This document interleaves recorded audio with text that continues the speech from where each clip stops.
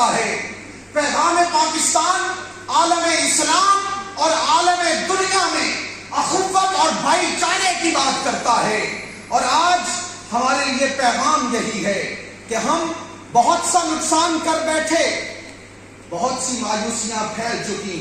اب ضرورت اس بات کی ہے کہ اجاڑ موسم میں ریت دھرتی پہ فصل بوئی تھی چاندنی کی, اب اس میں اگنے لگے اندھیرے تو کیسا دین میں ملال رکھنا. تم ایسا کرنا کوئی جگنو کوئی ستارہ سنبھال رکھنا. میرے اندھیروں کی فکر چھوڑو تم اپنے گھر کا خیال رکھنا.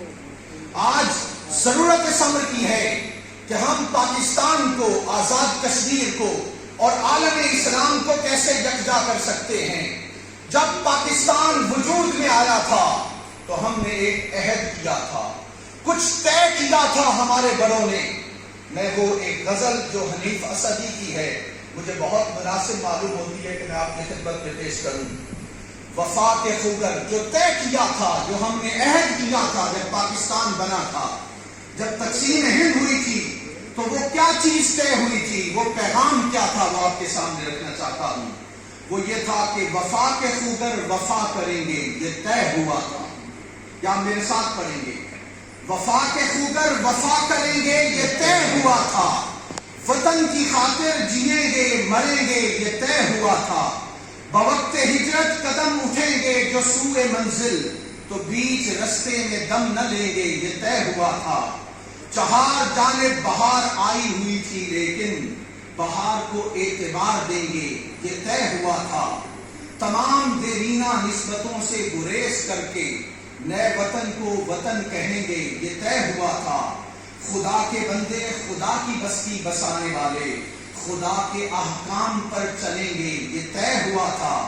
بغیر تخصیص پست و بالا, بغیر تخصیص پست و بالا ہر ایک مقام دیے مساوات کے جلیں گے یہ طے ہوا تھا. کسی بھی الجھن میں رہبروں کی رضا سے پہلے, ہم رائٹ آف سیلف ڈٹرمنیشن کی بات کرتے ہیں, کسی بھی الجھن میں رہبروں کی رضا سے پہلے عوام سے اذن عام لیں گے یہ طے ہوا تھا.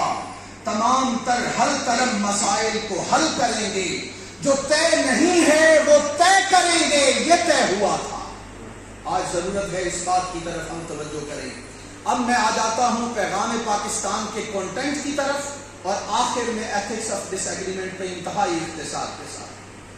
پیغام پاکستان کے جو کنٹینٹ سے پہلی بنیادی بات اس میں یہ ہے کہ پاکستان ایک اسلامی ریاست ہے. یہ لا الہ الا اللہ محمد الرسول اللہ کی بنیاد پر وجود میں آئی تھی. اس کا آئین بھی اسلامی ہے.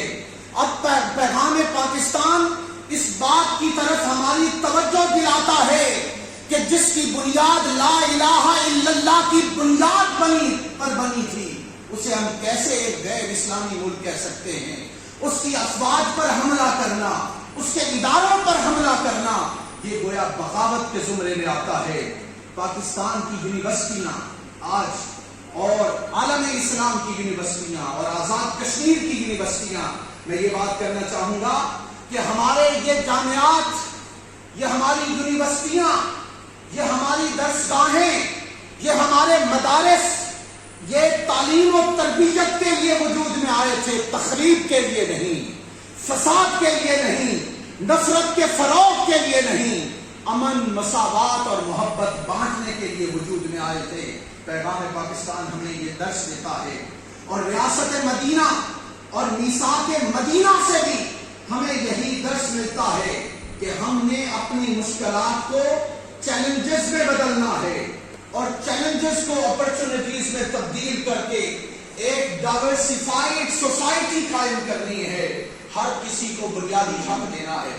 یہاں پر ایک بڑا ہی اہم کمنٹ جو پروفیسر کانٹ ول سمتھ کا ہے, انہوں نے اپنی آئیڈیالوجی آف پاکستان کی کتاب لکھی اور جب تقسیم ہند ہوئی پاکستان بن رہا تھا تو یہ ایک ایسا اسلام کی بنیاد پہ پہلا ایک تجربہ تھا. انہوں نے کہا تھا the ideology of Pakistan سے میں کوٹ کر رہا ہوں, the creation of Pakistan and the success of Pakistan is the examination of the viability of Islam in the modern age. If Pakistan is successful, then it will be determined that Islam can be a code of life for a modern man. Pakistan کامیاب ہوتا ہے تو اسے عالم اسلام کی کامیابی سمجھا جائے گا. پاکستان ایک ایٹمی قوت اور طاقت ہے اور پاکستان امت مسلمہ کی قیادت کر رہا ہے. پاکستان کو مضبوط بنانا عالم اسلام کو مضبوط بنانا ہے. اگر پاکستان مضبوط ہوگا تو کشمیر کی عوام مضبوط ہوگی, کشمیر کی آواز بلند ہوگی, مستحکم ہوگی اور پوری دنیا میں وہ آواز سنی جائے گی. آج ہمیں فرقہ واریت کا خاتمہ کرنا ہے, تکفیریت, ایک دوسرے پر فتوے لگانا, کفر اور اسلام کا فیصلہ اللہ نے کرنا ہے, اس سے باز آنا, یہ بنیادی طور پہ یہاں پہ بات کی گئی ہے. اور نوجوان نسل ہونے کے ناطے آپ کے ہاتھوں میں مستقبل ہے اور آپ کے لیے یہی اس کا پیغام ہے, پیغام پاکستان کا, کہ آپ اپنی لیڈرشپ کو پہچانیں. آپ نے عالم اسلام کو لیڈ کرنا ہے. اور اقبال کے الفاظ میں کہوں گا کہ تو نے پوچھی ہے امامت کی حقیقت مجھ سے, حق تجھے میری طرح صاحب اسرار کرے. ہے وہی تیرے زمانے کا امام برحق جو تجھے حاضر و موجود سے بیزار کرے, اور موت کے آئینے میں دکھا کر رخے دوست زندگی تیرے لیے اور بھی دشوار کرے, اور دے کر احساس زیاں تیرا لہو گرما دے, فخر کی سان چڑھا کر تجھے تلوار.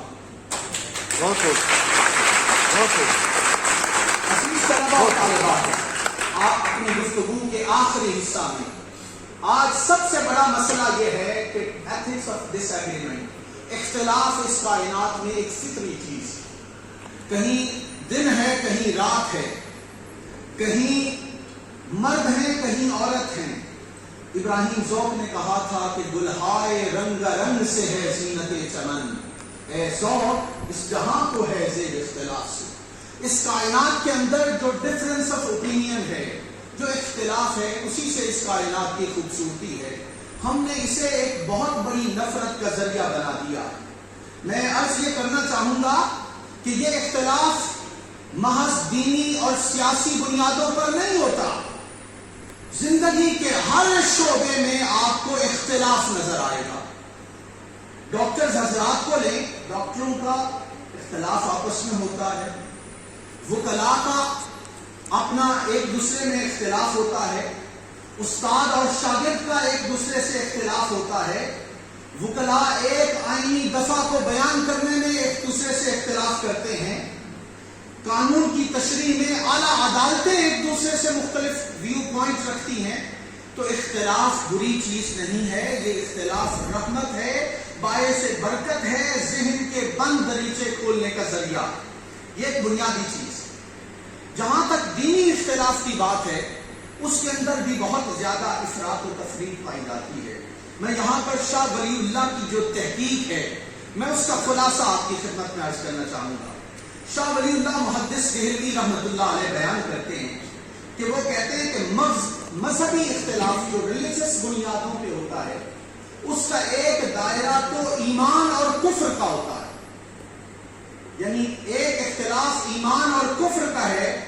اس کو آپ مثال لیں, کوئی مسلمان ہے, کوئی مسیحی ہے, کوئی یہودی ہے, کوئی بدھ مت ہے, کوئی ہندو ہے, تو کفر اور اسلام کی بنیاد پر ایک اختلاف ہے. ایک دائرہ یہ ہے, ایک دائرہ حق اور باطل کا دائرہ کہلاتا ہے. اہل قبلہ کے مختلف گروہوں کا جو آپس میں باہمی اختلاف ہے, کوئی اہل سنت ہے, کوئی معتزلہ ہے, کوئی اشاعرہ ہے, کوئی خوارج ہے, کوئی روافض ہے, تو یہ حق اور باطل کی بنیاد پہ ایک اختلاف کہلاتا ہے.